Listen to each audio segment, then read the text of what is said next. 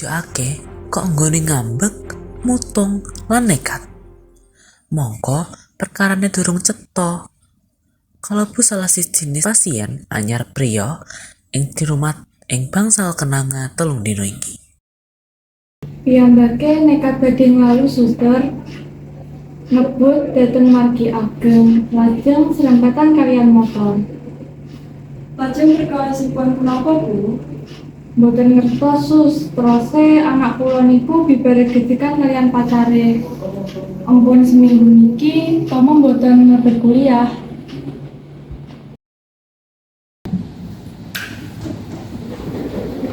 Gini, Tomo pasienmu iku wis semester akhir loh, kuliah jurusan hukum, nek wis lulus jadi pengacara duitnya akeh banget.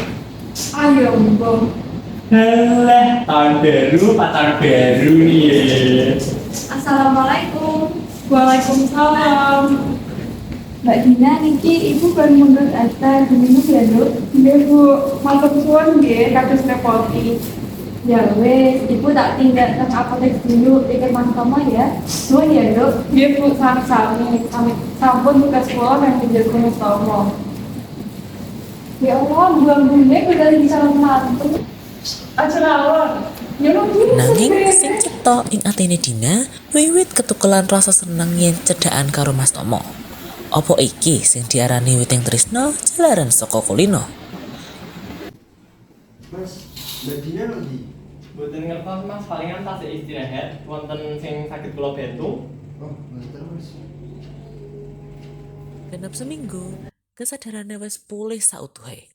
Ning ya kuwi dheweke malih manja, gelemangan ning kudu didulang karo Dina.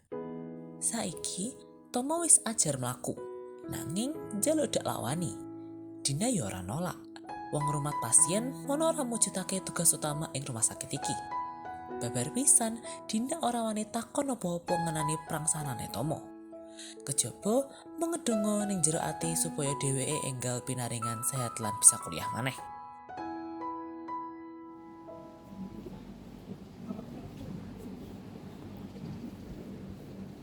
Iki. Aku suwun, aku wis kersa ngawak aku mati. Nanging tapi aku sama aku. Awakku mulai lan dhewe iki katanya kapan aku di sigaku iki buka. belum mana sampai lawan semari Mas Tomo. Kan bisa kuliah. Jadi pacarku ini cenderung kita di ngomong-ngomongan gak itu ae baju nesu apa bener saya mulai nang Jakarta tanpa pamit. Apa asmane pacaran sampean iku niku? Bener Dik, kok sampai ngerti. Anak iki pas sampean jadi sekretari, sampean udah di asmane.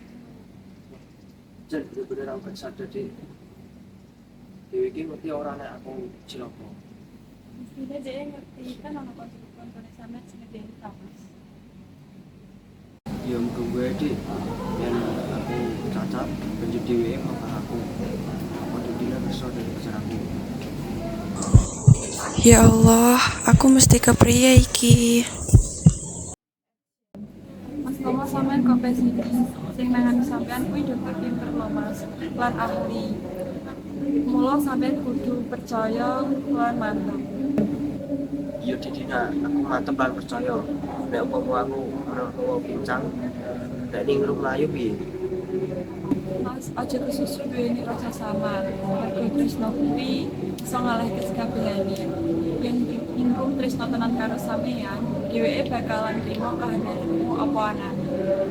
Dina, temen-temen nunggu nabi aku apa seleramu sudah pacar. Kuwi matur apa anane. Saiki gak usah mikir aneh-aneh lan jiwa sing ada. Secara aku itu guru pacar lan belum tahu pacaran. Nalika Dina lagi menehi obat kanggo Mas Tomo, dadak lawang kamar didedel sajak kesusu saka njaba.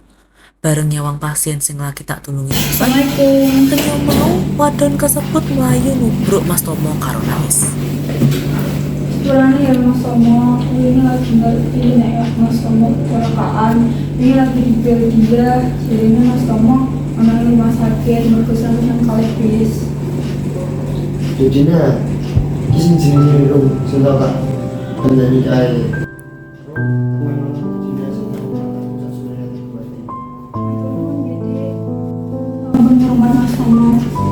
Mbak Sami-sami.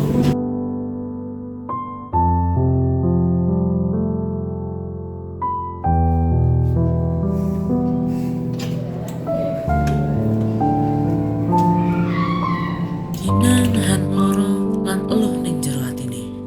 Senajan mengerti kurang saka sasasi, nanging perasaane Dina ora ngapusi. Ikhlas ora dadi salah sijining bab anyar kanggo sosok Dina. Nanging yen diadepake suasana kaya ngene, Dina mung iso nangis ing jero atine. Dina bakal nyoba ngusahakake apa sing wis kedadean lan ngrelakake Tomo lan Ningrum kanggo balik bareng maneh. Dheweke bakal ngerasa lega amargi pria kasebut bakal duweni kanca ing saben dinane. Lan sakniki lembaran anyar bakal ditulis Dina tanpa Tomo ing saben tulisane.